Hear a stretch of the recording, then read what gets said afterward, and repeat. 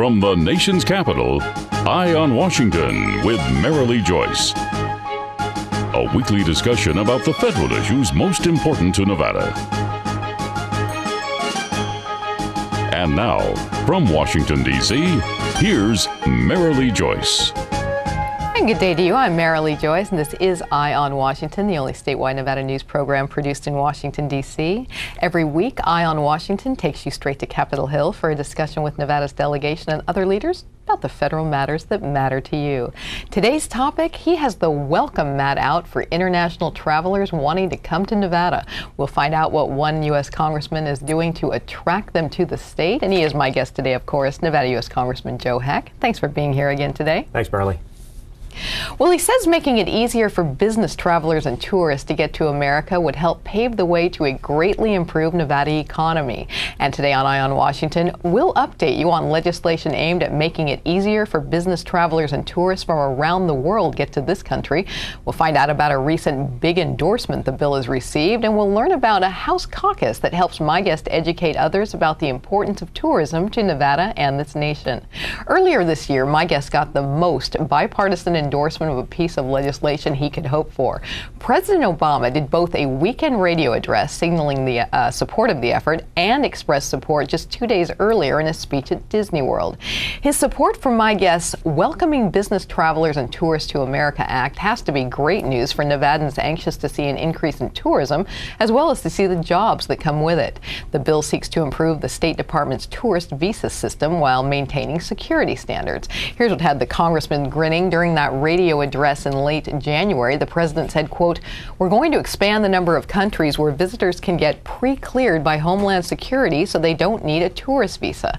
And just 2 days prior, President Obama in Disney World signed an executive order that seeks to speed up the U.S. visa process for China and Brazil by waiving the interview requirement for low-risk applicants from the two countries whose citizens face extremely long visa wait times. Those signals of support for the congressman's effort to improve the overall visa system brought this quote from him. He said, quote, "I'm glad to hear the president's on board with the initiative I proposed. If the president engages Congress on this piece of legislation, he'll find we've already done the work and we're ready to move." Now, Congressman, your bill already is bipartisan. You've got 35 co-sponsors with 12 Democrats, but this is what we call in the media a get. Yeah, it was very nice to hear that the president wanted to embrace this topic that we had started discussing actually almost 8 months ago now when I attended a conference that was in Las Vegas on business travel and tourism. And at this roundtable, a lot of business convention folks were talking about the obstacles they were seeing in getting more business travel to the United States, specifically Nevada, where we're so reliant on convention travel. So I took what they brought as some of their suggestions back here. My staff crafted a bill that addressed those issues, and we introduced it, as you mentioned. A lot of bipartisan support, because although tourism is very important to Southern Nevada, every state has a tourism sector. Sure. So we're able to get a lot of bipartisan support, and now we're trying to move the bill through committee. And of course, having the president come out and say that he supports trying to increase business travel is a great thing for us. You know, we're going to detail the bill in our next segment, but I think the biggie for you wasn't it the average wait time for those international travelers trying to get visa. In some countries, certainly the wait is longer than others, and we'll touch a little bit more on that. But what has that meant to an already staggering economy? Well, it's been very difficult to get people, especially from the countries that we're trying to target in this bill, which is Brazil, China, and India, to get easier access for business travel here to the United States. And we heard from the convention industry that a lot of trade shows are staying in Europe because those countries can get easier visas to go to Europe than they can to the United States. And we know that our share of business travel has dropped off by about 5% in the United States. We're down to 12%. We were at 17%. It's a lot of jobs. It's a lot of revenue. Certainly very important to Southern Nevada. You know, regarding that executive order, President Obama said, another quote for you, "And we're going to speed up visa processing for countries with growing middle classes that can afford to visit America," countries like China and Brazil. And that's not only a lot of tourists, but a lot of potential business persons for Nevada's convention, trade show opportunities, et cetera, isn't it? Oh, yes. And we know that for the average business traveler that comes from overseas, they spend about $5,000 to $6,000 per week per person, which is a big boost to our economy. And it's certainly a high yield traveler. And so we want to get as many of them to come to Nevada as we can. What was alarming, I'm sure, for you, and what partially maybe led to this legislation, I've read a lot of travelers from both China and Brazil, because of these exorbitant waiting times, they've excluded the U.S. from their travel plans, and that had to be alarming for you. Sure. Well, that's just the case that they're waiting sometimes up to 6 months just to get their interview to determine whether or not they're going to get a visa. And by then, they've missed a window to attend a trade show or to even come here as a vendor. And so that's the gap that we're trying to narrow so that they can get a quicker determination while maintaining security and safety. And as you're saying, Europe is attracting those folks maybe for the convention and trade business as well, or mostly for tourists? Or no, there's been a big boost in business travel and trade shows staying within Europe or going to Europe as opposed to coming to the United States. And we're seeing a larger portion of the travelers, the business travelers from India, China, and Brazil going to Europe as opposed to coming to the United States. Well, in our next segment, we're going to detail the bill and tell our audience what it means to Nevada. It's right after this. You're watching Eye on Washington with Marilee Joyce. Brought to you by the National Mining Association, Caesars Entertainment, the Frias Companies, NV Energy, the Las Vegas Convention and Visitors Authority, the Nevada Mining Association, Western Lithium Corporation, and Skyline Restaurant and Casino. America's minerals have made us a nation of self-reliant dreamers, shaping our world and the endless ways we enjoy it. But red tape often forces us to import more than half the minerals we depend on. Minerals we already have. We don't import our dreams. Shouldn't that go for our minerals too? The National Mining Association. Learn more at nma.org. You already watch Eye on Washington with Marilee Joyce, Nevada's only statewide program produced in Washington, D.C. But for even more news from Capitol Hill that affects you, your family, and your business, you need to read Nevada's Washington Watch, our online newsletter. In-depth reporting on federal efforts that impact you. Our exclusive Inside the Beltway column, putting a microscope on Nevada's congressional delegation. Guest editorials about what Nevada needs from the Hill. Nevada's Washington Watch, your watch on Washington. Subscribe today at nevadaswashingtonwatch.com. Heads we go, tails we stay. A coin flip. That's how it all began for what is now Nevada's largest transportation provider. Charlie Frias, with a can-do spirit and support of his loving wife Phyllis, bought ABC Union Cab in 1966. They then parlayed 5 cabs into a fleet of nearly 1,000. And today, Frias has over 2,000 employees and was recently voted Las Vegas's best company to work for. Frias, safe, reliable, simply the best. Hey, it's embarrassing to be tackled by someone smaller than me. I look weak and effeminate, so now I'm overcompensating. I'd also be very ashamed by that. I'm not waiting until it happens to me to make you feel small. My dad taught me to be the alpha male, so now I'm gonna knock a tray out of your hands at lunch. Kids bully for all kinds of reasons. None of them are good. Know your kids' friends and monitor their social networking. Find more tips at flipthescriptnow.org. And welcome back to Eye on Washington, our discussion of an effort to speed up the visa processing system for international travelers and thereby get a whole lot more folks to convention and tourist destinations like Nevada. My guest today is authoring that bill that would help do that, and he is Nevada U.S. Congressman Joe Heck. Well, let's look a bit more closely now at my guest, Welcoming Business Travelers and Tourists to America Act. Between the years 2000 and 2010, long-haul international travel grew by 40%, but the U.S. market share of that travel dropped from 17% to 12% during the same time frame.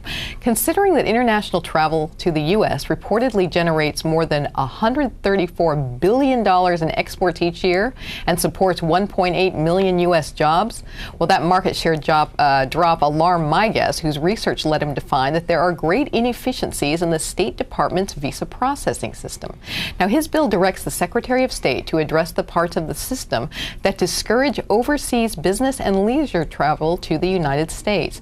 The congressman says the effort is as much about jobs in the economy as it is about tourist convenience. He says it would create as many as 1.3 million jobs and generate as much as $859 billion in economic output over a decade. And Congressman, with Nevada's economic outlook continuing to be dim, passage of the bill could be good news for a state for our state if these statistics from Government Track I have are correct. It says, quote, each overseas visitor spends an average of $4,000 at hotels, restaurants, and other United States businesses. Sure, it'd be a big boost for travel to Southern Nevada. And, I applaud the governor as we start to try to diversify the economy within our state. We got to look at our core constituency until we're able to, diversify. And that's got to remain the service sector and tourism.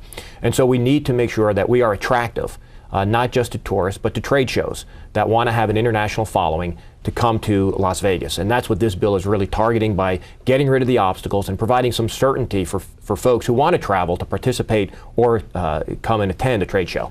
I know that the state's Convention and Visitors Authority certainly are on board with this. Rossi Rollencotter, who you know well, the head of the LVCVA, has been on this program at least 2 or 3 times specifically to talk about the visa impediments. They're not quite the same as your bill, but related, and I know they've worked hard with that. When you talk to the tourism officials in Nevada, what are they saying about your bill, and what kind of support are you getting? Well, we certainly have the support of all the major tourism trade associations, whether it's our local, the LVCVA, but we also have the U.S. Travel Associations on board, the hospitality and leisure, lodging, restaurants, everybody's on board because they all know that this is going to be a big boost for them in a lagging economy.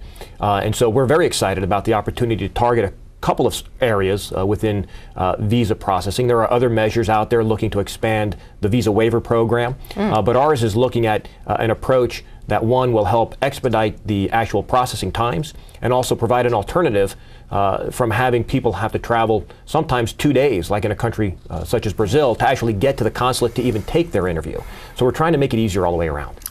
And Nevada really does need both the tourists and the jobs that come with it. You know, that the same source, GovTrack, it said that global travel spending is expected to double over the next decade, reaching $2.1 trillion. And Nevada needs a piece of that, doesn't it? Yeah, we definitely want to get our share of that travel industry. And as you mentioned, the percentage has dropped off. We would like to get back to at least that 17%. And those statistics come from the Department of Commerce about how much money it means to our economy and how many jobs it can potentially create. And our goal is to surpass that 17%. Sure. We want to get back to where we were, and then we want to get an even bigger portion of that international travel market. Tell us a bit more about the, quote, inefficiencies that you found in the State Department's system. Well, we found that it's taking so long, one, to get the person to even get their interview. And in a way to try to circumvent that, we want to institute a pilot program that allows video conferencing, where you're able to go to a local place to be able to sit in front of a camera and have your initial interview via a video conference, as opposed to having to travel to a consulate to be interviewed in person. Now, there's been some concerns about that, and I can say as a physician, we've used telemedicine to provide cutting-edge medical care remotely around the world with great success, and by providing the safeguards for personal information. And I think we can take those lessons and apply it to this pilot program as well, because we found, again, in places like Brazil, some folks are traveling 2 days just to get to the consulate to take their interview with no guarantee of getting their visa. So we should be able to provide a quicker way for them to take their interview, and that's one portion of this bill. And again, Nevada needs to have those folks come, and we're all about convenience. And if I told you, you can come, but it's going to take you 2 days, most people are going to opt out of that, aren't they? Well, and that's what we have found. They just don't have the ability to take time off from work, to travel to 2 days, and actually have to pay for a hotel just to go get their interview done. And again, after that, it could take several days to find out whether or not they have their visa. And that's been after 140 days sometimes on a waiting list just to get to the interview. So this will certainly compress that time frame, allow people to make decisions much more quickly, get rid of a lot of obstacles to traveling to America, and bring those dollars to Las Vegas. Quickly, we've mentioned, and maybe this is the main concerns, China, Brazil, and India. Are there other countries you're concerned about as well, or in general, you'd love everyone just have a shorter interview process time? Well, a lot of those other countries are ones that are already included under the visa waiver program, so there's another effort that's looking at expanding that program that'll have more countries as part of that. The bill that we're looking at specifically targets those 3 countries with large populations that want to travel to America and the longest wait times. Sounds great. When we come back, You know he was in the military. You know he's a congressman. You know so much about Congressman Heck. I'll bet you didn't know he's a professor, sort of. It's right after this.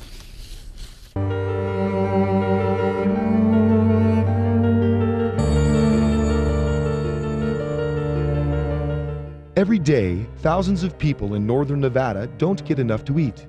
1 out of 5 children in northern Nevada go to bed hungry every night.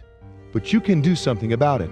Catholic Community Services of Northern Nevada has been providing help and creating hope in our community for more than 65 years. By donating food, time, or money, you can make a difference in a hungry person's life. When you make your generous donation to St. Vincent's Dining Room and St. Vincent's Food Pantry, you're helping to fight the scourge of hunger in northern Nevada.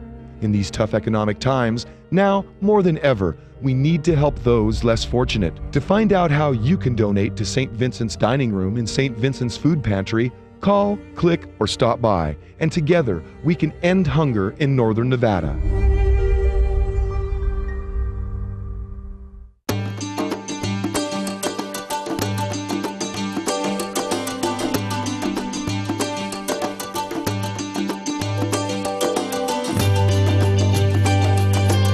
Thanks to an ongoing commitment by America's mining companies, more than 2 million acres already have been reclaimed. To learn more about reclamation or other aspects of mining, visit nma.org, the National Mining Association. You already watch Eye on Washington with Marilee Joyce, Nevada's only statewide program produced in Washington, D.C. But for even more news from Capitol Hill that affects you, your family, and your business, you need to read Nevada's Washington Watch, our online newsletter. In-depth reporting on federal efforts that impact you. Our exclusive Inside the Beltway column, putting a microscope on Nevada's congressional delegation. Guest editorials about what Nevada needs from the Hill. Nevada's Washington Watch, your watch on Washington. Subscribe today at nevadaswashingtonwatch.com. Heads we go, tails we stay. A coin flip. That's how it all began for what is now Nevada's largest transportation provider. Charlie Frias, with a can-do spirit and support of his loving wife Phyllis, bought ABC Union Cab in 1966. They then parlayed 5 cabs into a fleet of nearly 1,000. And today, Frias has over 2,000 employees and was recently voted Las Vegas's best company to work for. Frias, safe, reliable, simply the best.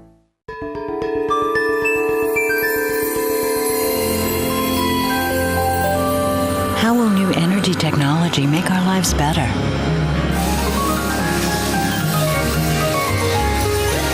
Will geothermal, wind, and solar energy be a bigger part of our future? Yes. And soon it will all be in our backyard. Learn more at nvenergy.com. Welcome back to Eye on Washington, our discussion of one Nevada U.S. Congressman's ideas for how to get more people to this country a lot easier. We've been visiting with him, Nevada U.S. Congressman Joe Heck. Did you know that our Congressman Heck is a professor of tourism? Okay, not really, but he may as well be. His membership on the House Travel and Tourism Caucus sort of makes him a de facto prof, since one of his top roles there is to educate his House colleagues about the importance of travel and tourism to every state in the Union. The stated mission of the caucus is to formulate national policy that promotes travel to and within the United States. It was founded in 1979 when House members decided to form a group that recognized the economic importance of travel and tourism within their communities and the need for a congressional advocacy organization to support the multifaceted industry in the Congress. Caucus stats tell us that the economic benefit from travel and tourism, quote, extends to all 50 states and every congressional district. In fact, it continues, travel and tourism ranks in the top 10 industries in 48 states and Washington, D.C. It's a bipartisan caucus that includes about 100 members, including all my guests and Congresswoman Berkeley. Congressman, what are your personal goals for the caucus? Well, it's certainly to increase that advocacy and let people know that even if you don't have a big travel or tourism location in your state like in Orlando or like a Las Vegas, that every state benefits from tourism. And we want to make sure that as we come forward with those pro-growth tourism policies, that we get the bipartisan support like we have for my bill. And so it's been a great opportunity to talk about the importance of tourism across all the states and build that advocacy at the grassroots level as well as here amongst members of Congress. So folks in Nevada are not going to quite be able to visualize this. So let's say there's 100 members on a caucus. How do you give me a day in the life of someone's not on your caucus? Do you set a meeting with them? How does some of this education occur, and how is it set up? Most of the time it happens on the House floor when we're milling about in between votes. We'll be down there like I was with a sponsor sheet for this bill, as well as copies of the bill, and we'll do a quick hip pocket instruction on what the bill is, what it can do, and I try to tie it to something that they might have in their state as well, so that there's a hook for them to want to get on board. And so a lot of it takes place informally on the House floor. And then so you might say something like, you have that beautiful national park. I'm sure you'd want a lot more visitors to it. Here's how this bill would help bring that about. Exactly. And hopefully if they'll take the bait, they'll either sign right there, or we may have a follow-up meeting scheduled so they can get more information. Or a lot of times they'll take a copy of the bill and they'll hand it off to their staff to review, and then go over it with my staff to make sure it meets their priorities. And if they're agreeable, they'll sign on and be a co-sponsor, as we were able to do for this bill. How often I know you're a member of certainly more than one caucus. How often, I believe it was Congresswoman Berkeley who was on maybe a year ago or so, who said some caucuses meet very often, some don't meet that much because it's not necessary, and then some meet when the topic is very urgent, and then you won't meet for months at least. Is that? That's true, and I sit on caucuses that span that spectrum. The Western Caucus, made up of members from the Western states, meets on a regular basis. The Guard and Reserve Caucus meets quarterly. And then we can have something like the Travel and Tourism Caucus, which meets on an ad hoc basis when there's an issue of importance.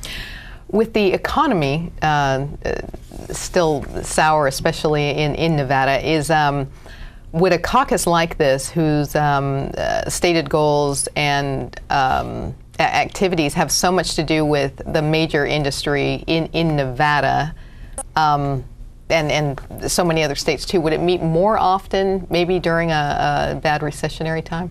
I think it would. Again, it's a great opportunity to try to increase not just the membership of the caucus, but also the understanding of the issues for the members of Congress who aren't part of the caucus, and put forth these pro-growth ideas on how we can bring more jobs to our states and stimulate our economy. And you stress, the caucus really can stress that, as we've said, every area is strengthened by good legislation regarding tourism. I mean, correct? I mean, other than if a bill was seen as someone as partisan or whatever, most folks would be on board with pro-tourism bills, I would assume. Certainly, there's no apparent downside to the idea of being a co-sponsor of a bill that's pro-jobs, pro-growth, pro-tourism, because we know every state is having difficulty in this economy, and we want to get as many travelers to the United States as possible, and we want to spread that wealth amongst all 50 states and the District of Columbia. Setting aside the caucus discussion as we're wrapping this segment up, regarding Nevada's economy, the two biggies needed to get the state back in the black are more travelers and more tourists. What, in your opinion, is the federal role here? What legislation or other efforts are you working on, and what's your philosophy in general, what the federal role is as far as travel and tourism? Well, the role is, for me, is to make sure that we can take away the impediments and obstacles to people who want to travel here legally while maintaining safety and security. And that's why I believe this bill balances those two things by taking away some of the obstacles, but making sure that we ensure the safety and security of our own homeland, that we're not going to let people in that shouldn't be coming here, that we're going to minimize visa overstays. So those are the safeguards that we also need to put in place. And as far as travel and tourism in general, the federal role in general, I think you're saying then, is to get government to not create problems that would make blockages for people getting there. It's to facilitate the process for those people who want to come here, not be an obstacle. And I think that's what we're trying to accomplish here with this bill. That sounds great. We're going to be right back with our mailbag segment right after this. All of us at Caesars Entertainment have something we want to say. Play responsibly. Play responsibly. We don't want you to gamble if you've had too much to drink. You shouldn't gamble if you're lonely or depressed. And if you're under 21, you're not allowed to play. No, no, no. No matter which of our casinos you come to, our message is always the same. Play responsibly. Play responsibly. Play responsibly. We know you're coming to our casinos to have a good time, and we always want you to leave feeling like you did. America's minerals have made us a nation of self-reliant dreamers, shaping our world and the endless ways we enjoy it. But red tape often forces us to import more than half the minerals we depend on. Minerals we already have. We don't import our dreams. Shouldn't that go for our minerals too? The National Mining Association. Learn more at nma.org.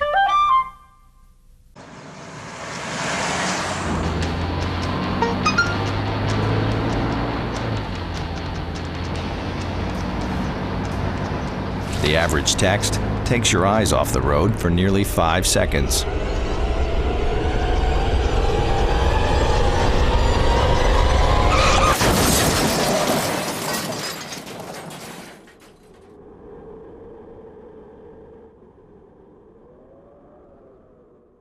Built on a fleet of just 5 cabs bought in 1966 by founder Charlie Frias, Frias Transportation is now Nevada's largest transportation provider. Today, Frias has a fleet of nearly 1,000 vehicles and more than 2,000 employees. As an industry and community leader, Frias continues to create the future of transportation technology and management and actively supports the community, continuing the legacy of quality service in the Las Vegas Valley. Simply the best.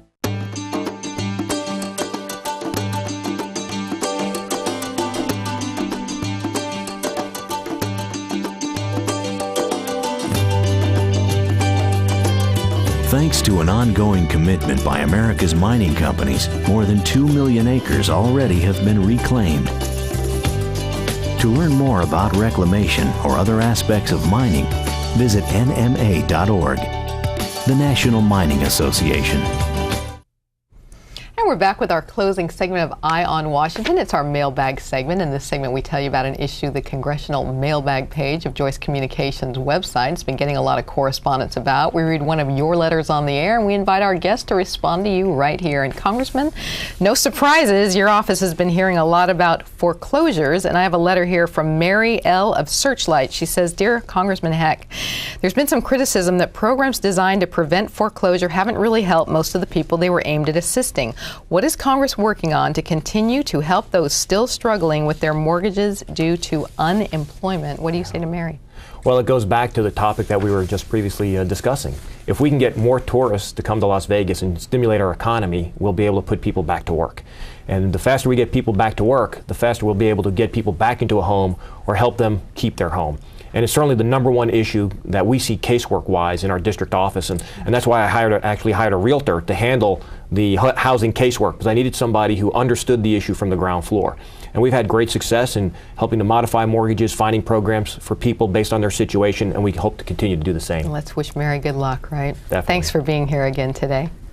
And you can send a letter to one of Nevada's senators or House members. Just go to our website, joycecommunications.com, and check out more federal issues that impact Nevada, and like us on Facebook while you're there. Thanks for joining us today on Eye on Washington. I'm Marilee, Joyce in Washington, D.C. Have a good day.